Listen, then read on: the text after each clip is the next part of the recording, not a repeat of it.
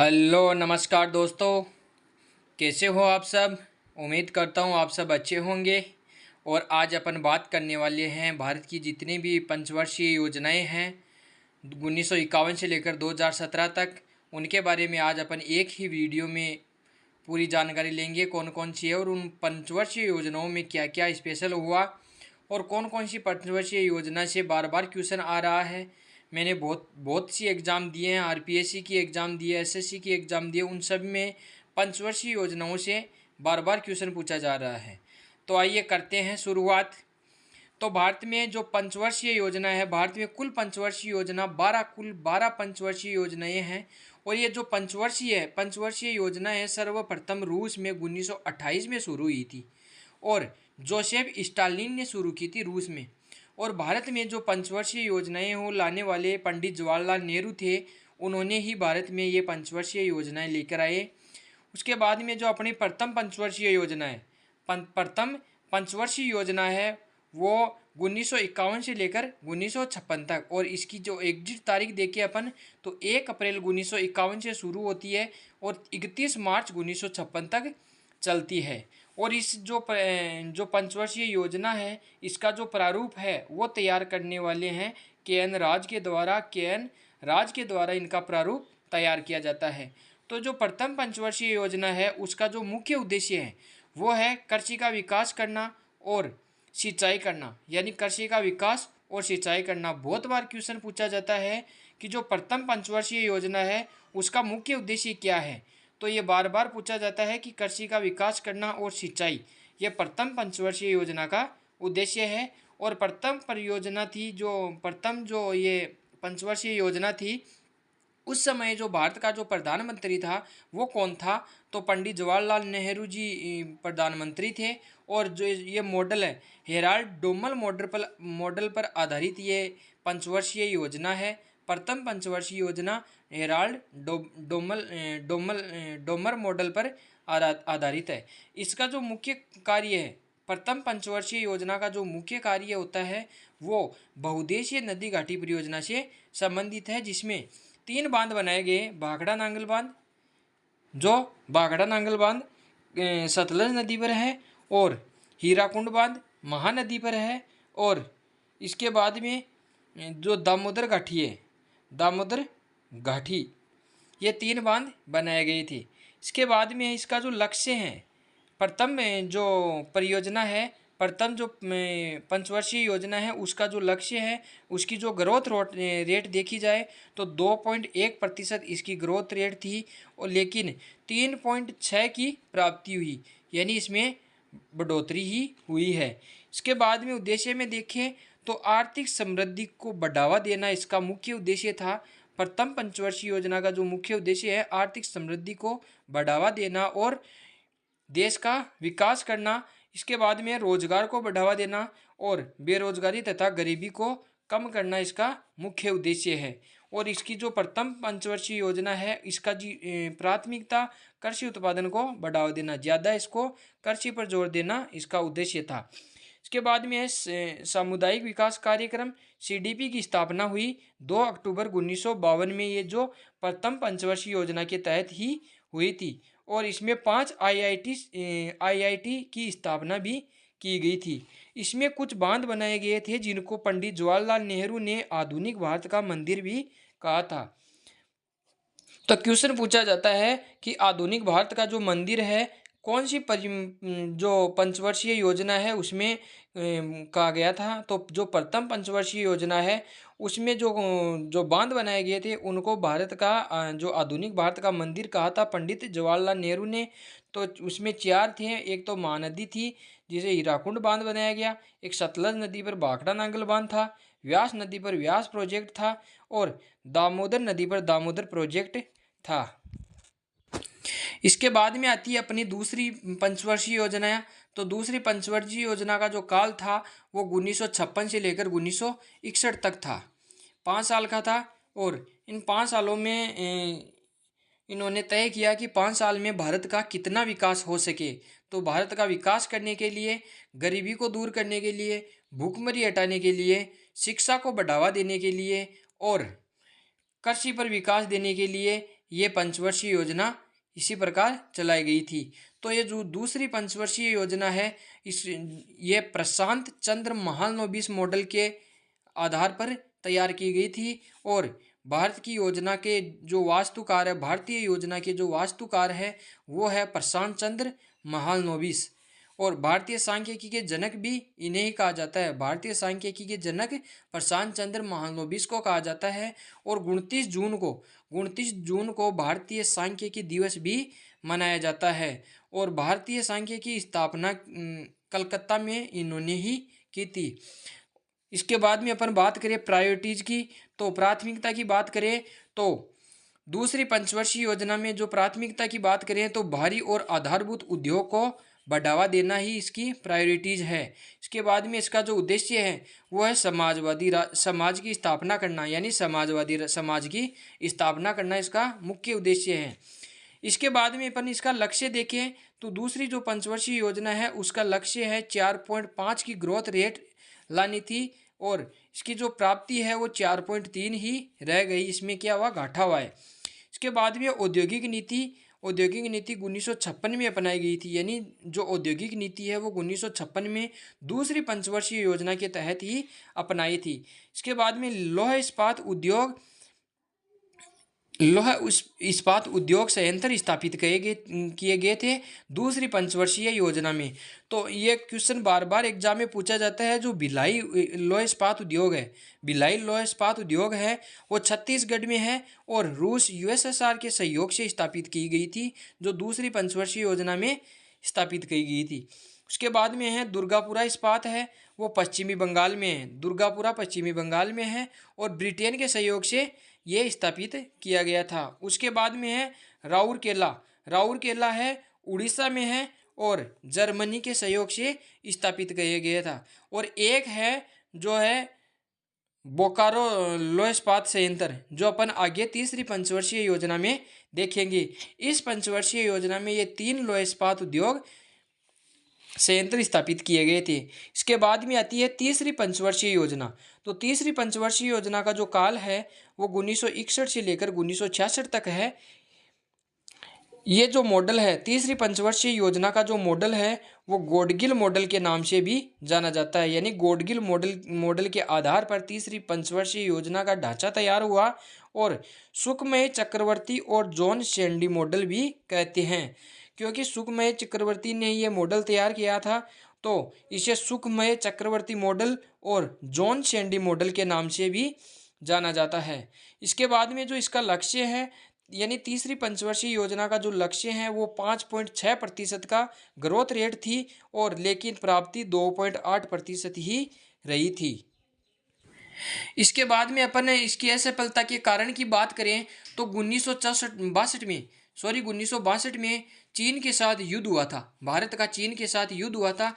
तो यह भी एक सफलता का कारण माना जाता है तृतीय पंचवर्षीय योजना में। और 1964 में पंडित जवाहरलाल जी नेहरू की मृत्यु हो गई थी, तो यह भी बहुत बड़ा कारण माना जाता है। उसके बाद में 1965 में बंगाल में सूखा पड़ गया था, तो यह भी इसका बहुत बड़ा कारण माना जाता है। और साथ ही पाकिस्तान के साथ युद्ध भी हुआ था 1965 में, तो यह भी बहुत बड़ा इसका असफलता का कारण माना जाता है। इसकी जो उपलब्धियां हैं, उपलब्धियों में इसमें क्या देखें कि 1964 में हमने 3 लौह इस्पात संयंत्र देखे, जो कौन कौन से देखे, 3 संयंत्र, भिलाई लौह इस्पात और राउरकेला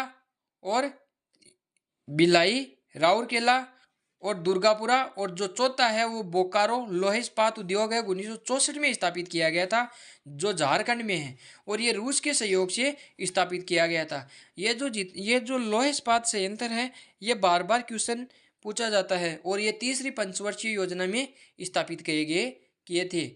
दूसरी पंचवर्षीय योजना में स्थापित किया गया था, और ये जो बोकारो है वो तीसरी पंचवर्षीय योजना में स्थापित किया गया है।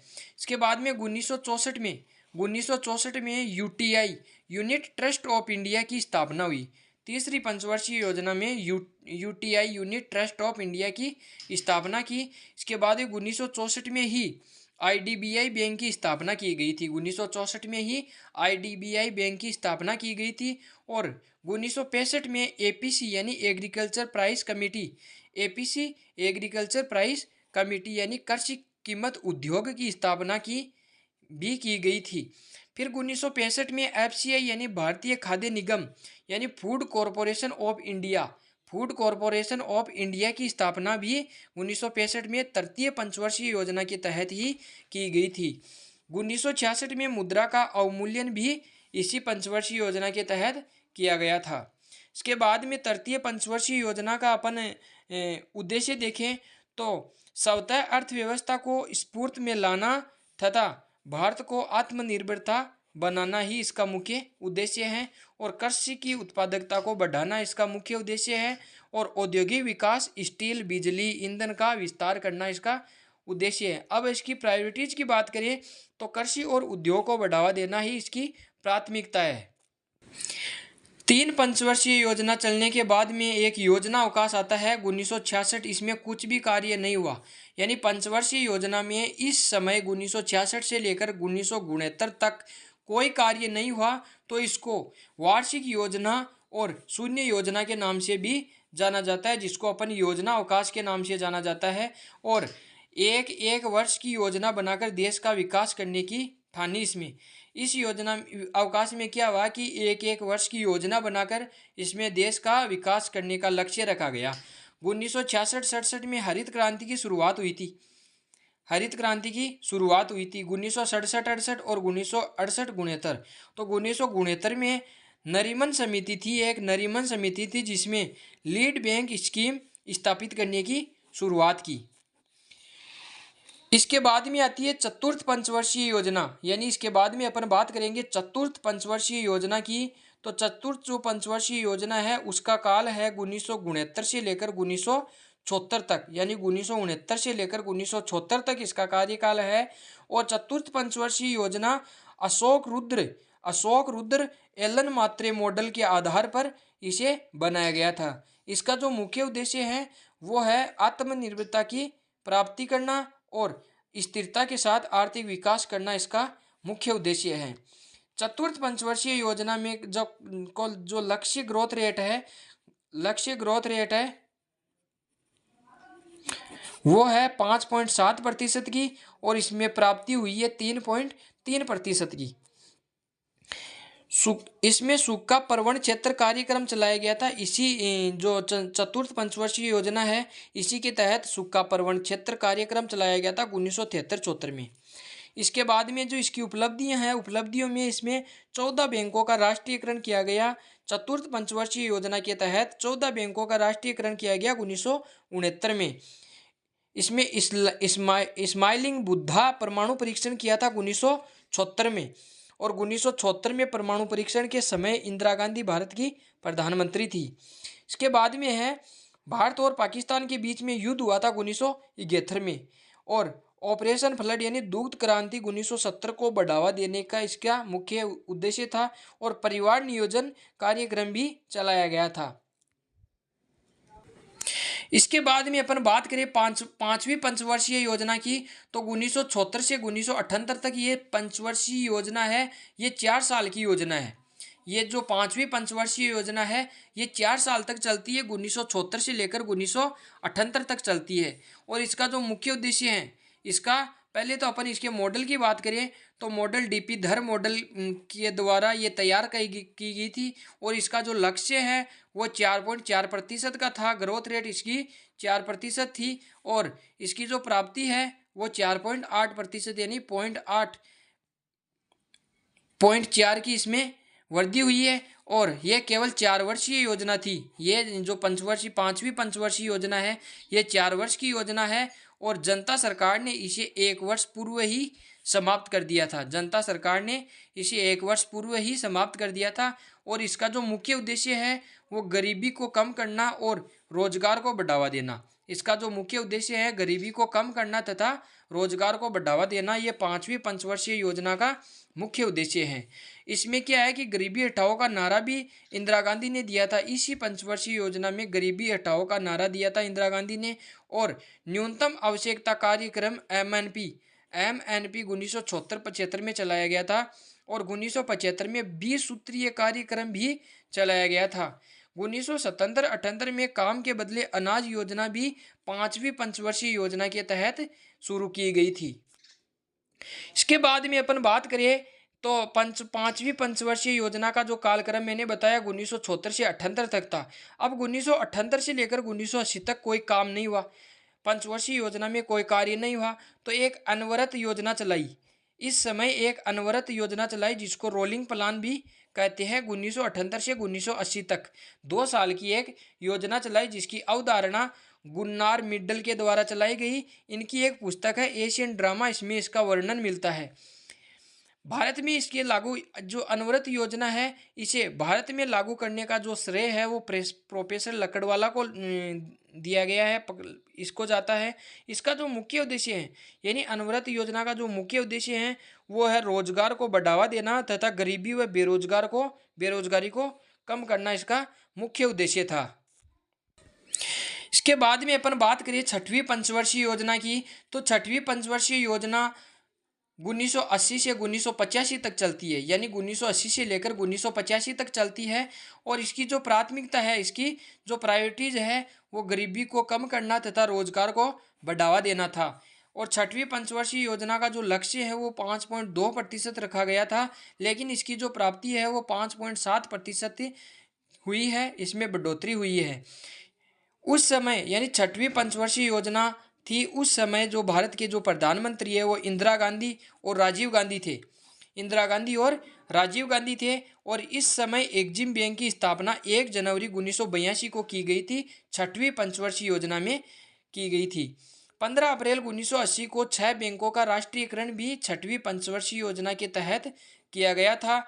और 12 जुलाई 1982 को नाबार्ड की स्थापना भी 6वीं पंचवर्षीय योजना के तहत ही की गई थी। इसके बाद में NREP यानी नेशनल रूरल एम्प्लॉयमेंट प्रोग्राम यानी राष्ट्रीय ग्रामीण रोजगार कार्यक्रम की शुरुआत भी 6वीं पंचवर्षीय के दौरान ही हुई थी। इसके बाद में है IRDP integrated rural development programme का स्थापना भी इसी पंचवर्षीय योजना के दौरान हुई थी, जिसे एकीकृत ग्रामीण विकास कार्यक्रम भी कहते हैं। इसके बाद में अपन बात करिए अगली पंचवर्षीय योजना की, तो 7वीं पंचवर्षीय योजना आती है और 1985 से 90 तक चलती है। यानी अगली जो पंचवर्षीय योजना है वो 1985 से 1990 तक है, जो 7वीं पंचवर्षीय योजना है। और जॉन मिलर मॉडल के द्वारा जो मिलर मॉडल है उसके द्वारा इसे तैयार किया गया था। और इसका जो मुख्य उद्देश्य है वो है खाद्यान्न उत्पादन को बढ़ावा देना तथा गरीबी और भूखमरी को कम करना, इसका मुख्य उद्देश्य है। 7वीं पंचवर्षीय योजना की जो प्रायोरिटीज है उसकी बात करें तो इसमें आर्थिक समृद्धि को बढ़ावा देना, आधुनिकीकरण को बढ़ावा देना, सामाजिक न्याय को बढ़ावा देना और अवसंरचना को बढ़ावा देना इसकी प्रायोरिटीज है। इसके बाद में 7वीं पंचवर्षीय योजना का जो लक्ष्य ग्रोथ रेट है वो 5% थी, लेकिन प्राप्ति 6% रही, मतलब 1% की इसमें वृद्धि हुई।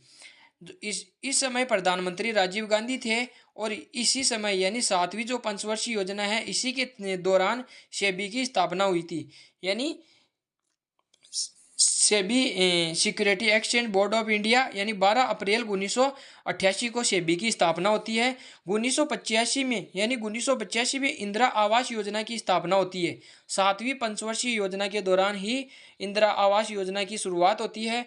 और 1986 में उपभोक्ता संरक्षण अधिनियम बनाया गया था। 7वीं पंचवर्षीय के दौरान ही उपभोक्ता संरक्षण अधिनियम बनाया गया था। इसके बाद में NHB यानी नेशनल हाउसिंग बैंक की स्थापना की गई थी 9 जुलाई 1988 को।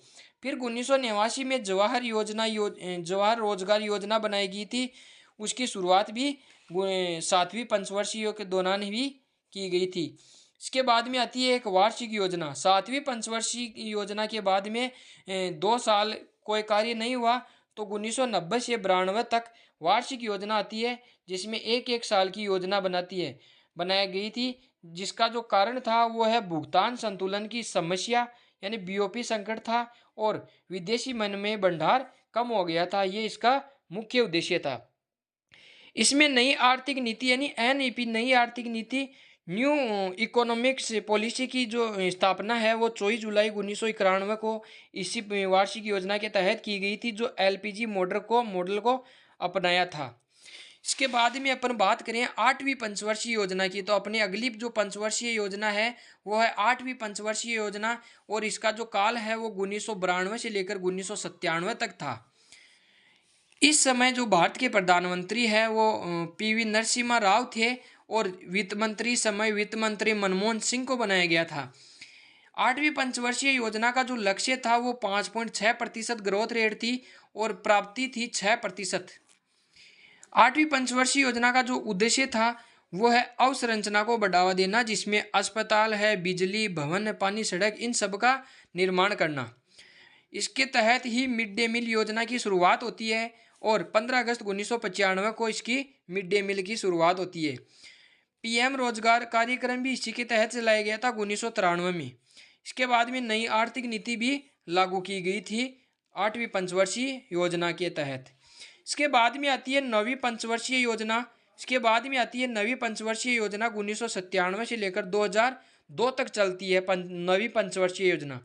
इस समय भारत के जो प्रधानमंत्री थे वो अटल बिहारी वाजपेयी थे। 1997 से 2002 तक 9वीं पंचवर्षीय योजना में अटल बिहारी वाजपेयी थे। और 1998 की बात करें अपन, तो अटल बिहारी वाजपेयी के समय ही द्वितीय परमाणु परीक्षण किया गया था। 9वीं पंचवर्षीय योजना की जो प्रायोरिटीज़ की अपन बात करें, तो सामाजिक न्याय और समानता को बढ़ावा देना ही इसकी प्राथमिकता है। इसका जो मुख्य उद्देश्य है वो आर्थिक समृद्धि को बढ़ावा देना इसका मुख्य उद्देश्य है। इसमें 9वीं पंचवर्षीय योजना में जो लक्ष्य ग्रोथ रेट है वो 6.5% की थी, और इसमें प्राप्ति की जो ग्रोथ रेट है वो 5.7% रही। इसी योजना के तहत केसीसी यानी किसान क्रेडिट कार्ड की स्थापना हुई मार्च 1998 में। यानी अब पहले केसीसी की लिमिट 3 लाख तक थी और अब 5 लाख हो गई है। 2001 में सर्व शिक्षा अभियान भी इसी योजना के तहत चलाया गया था। 1991 में IRDA यानी बीमा क्षेत्र का विनियम भी इसी 9वीं पंचवर्षीय योजना है इसी के तहत ही की गई थी। इसके बाद में अपन बात करें अगली 10वीं पंचवर्षीय योजना की, तो 2002 से लेकर 2007 तक ये पंचवर्षीय योजना चलती है। इस समय भारत के जो प्रधानमंत्री है वो अटल बिहारी वाजपेयी और मनमोहन सिंह थे।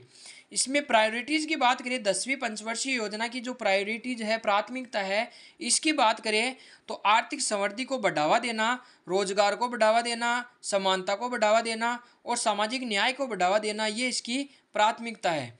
इसके बाद में इसमें कुल 11 संकेतों को बनाकर देश का विकास करना इसका लक्ष्य रखा गया, जिसमें गरीबी को कम करना था, बेरोजगारी को कम करना था और रोजगार और शिक्षा को बढ़ावा देना था। इसके बाद में 2006 में मनरेगा की शुरुआत होती है इसी 10वीं पंचवर्षीय योजना के तहत। 2005 में RTI सूचना का अधिकार लागू किया गया था। 10वीं पंचवर्षीय योजना के दौरान ही 2005 में RTI लागू किया गया था। उसके बाद में अपन बात करें 11वीं पंचवर्षीय योजना की, तो 2007 से लेकर 2012 तक ये पंचवर्षीय योजना चलती है और श्री रंगराजन मॉडल पर आधारित थी। ये जो 11वीं जो पंचवर्षीय योजना है वो श्री रंगराजन मॉडल पर आधारित थी, और इसका जो उद्देश्य है वो समावेशी सतत विकास को बढ़ावा देना था। और 11वीं जो पंचवर्षीय योजना का जो लक्ष्य ग्रोथ रेट है वो 9% था, और प्राप्ति ग्रोथ रेट 8% ही मिला, यानी 7.9% मिला, जो लगभग 8% ही है। सर्वाधिक इसमें जो खर्च है वो सामाजिक सेवा को बढ़ावा दिया था, तो सर्वाधिक खर्च हुआ, जिसमें अस्पताल बने, पार्क बने, स्कूल, सड़क, कॉलेज, ये सब इसमें बनाए गए थे। जो 11वीं पंचवर्षीय योजना है उस समय जो भारत के प्रधानमंत्री मनमोहन सिंह थे, और 2009 में ही राइट टू एजुकेशन की शुरुआत की गई थी। तो जो शिक्षा का अधिकार है वो 11वीं पंचवर्षीय योजना के दौरान ही आया था। इसके बाद में अपन बात करें 12वीं और अंतिम पंचवर्षीय योजना की, तो 2012 से लेकर 2017 तक यह अंतिम पंचवर्षीय योजना चलती है, और इसका जो उद्देश्य था वो तीव्र समावेशी और सतत विकास करना था, यानी देश का जो तीव्र से विकास करना, तेजी से विकास करना इसका मुख्य उद्देश्य है। और इस समय यानी 12वीं पंचवर्षीय योजना के समय भारत के जो प्रधानमंत्री है वो मनमोहन सिंह और अभी वर्तमान में श्री नरेंद्र मोदी है। इसका जो सर्वाधिक जो व्यय है वो सामाजिक सेवा में था और इसकी जो ग्रोथ रेट है वो है 8% थी और इसकी जो प्राप्ति है वो 8.2% हुई थी, इसमें बढ़ोतरी हुई है। 2013 में NFSA नफ्सा की स्थापना हुई। राष्ट्रीय खाद्य सुरक्षा अधिनियम की शुरुआत की गई थी 12वीं पंचवर्षीय योजना के तहत। 2014 में PM जन धन योजना चलाई गई और मेक इन इंडिया जैसे प्रोग्राम भी अपनाए गए थे। 2015 में मुद्रा योजना की शुरुआत हुई थी और बेटी बचाओ बेटी पढ़ाओ की योजना की शुरुआत भी हुई थी। तो दोस्तों, मैंने प्रथम पंचवर्षीय योजना से लेकर अंतिम पंचवर्षीय जो योजना है, टोटल 12 पंचवर्षीय योजना मैंने आपको ये नोट्स के माध्यम से बताई है। पहले मैंने अच्छे से नोट्स बनाए हैं और इस वीडियो को देखने के बाद में आपको कहीं और से पढ़ने की ज़रूरत नहीं पड़ेगी। तो इसको 2 या 3 बार इसको देखना है, रिवाइज करना है, ताकि कहीं और से पढ़ने की ज़रूरत नहीं पड़ेगी। तो हमारी ये वीडियो क्लास अच्छी लगे तो हमारे चैनल को लाइक करें, हमारे चैनल को सब्सक्राइब करें, शेयर करें और थैंक यू वेरी मच।